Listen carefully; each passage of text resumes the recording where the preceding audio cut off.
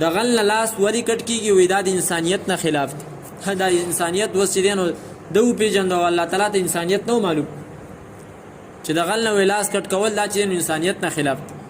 هلکه الله تعالی د صحیح انسان لاس د کټ کولو حکم نه کوي، خو هغه لاس چې هغه خپل جب پرېږدي او په پردي جب کې چې دی نو هغه ورننوځي، نو الله تعالی وایي چې دغه لاس وسره دې له اوس لږه تعدیبي کاروایي په کار ده چې دا پوه شي. او کله چې کم دی نو د زنا په باره کې او د رجم په باره کې چې کم د زناکارو د سنګسار کولو حکمونه دي د هغې په باره کې وایي چې هلکه دا د انسانیت نه خلاف. او په غټه سطح باندې اقوام متحده چې دا څومره اسلامي قوانینو باندې دی پابندۍ نه لګوي، د هغو ټولو بنیادي خبر هم دا ده چې دا د انسانیت نه خلاف دي. دا انسانیت سوز چې کم دی نو دا څه دي؟ دا سزاګانې دي. او هغې باقاعده دا خبرې کوي چې هلکه پانسي به نه ورکوي چاله.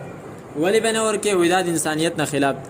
هلکه نو دې قاتل چې دا د بل انسان نه دا ساه ایستلې ده، نو دغه انسانیتو دې سړي خو سره انسانیت کار نه دی کړی، هغه له اوس انصاف ورکړه. که ته دغه انصاف نه ورکړې دا قاتل چې دی نو نورم زورور کېږي، دا نورم مټور کېږي او زړور کېږي، سبا له بیا دا یو نه دوه درې وژني.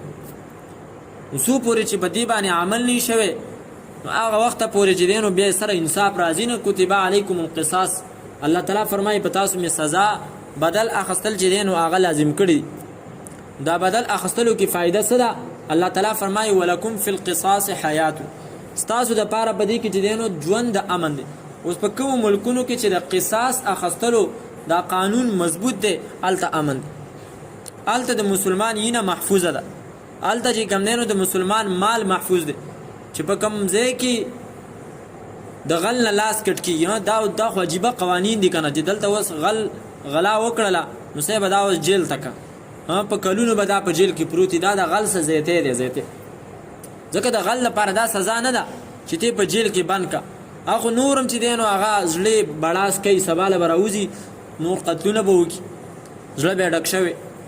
د هغه سزا دا ده چې ته د هغه د مسلمانانو په مخ کې سرعام د هغه نه دا لاس کټ کا. السارق والسارقة فاقطعوا ایدیهما، الله تعالی فرمایي لاس ولا کټ، چې دا لاس دې یو نه کټ کو ته بیا ګوره چې د مسلمانانو د مالونو حفاظت کیږي که نه کیږي.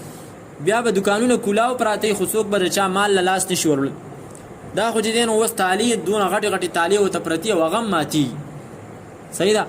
او عجیبه عجیبه طریقو باندې چې دی نو غلاګانې کیږي. دا ولې کیږي؟ ځکه چې دغه غل چې یو ځل غلا وکړي نو هغه په دویم ځل چې دی نو هغه د هغې نه غټې غلا ته بیا تیار شوی چې زه بله غټه غلا وکړم، ځکه چې ډاډه شوی. نو به هر حال داسې خلک شته چې اسلامي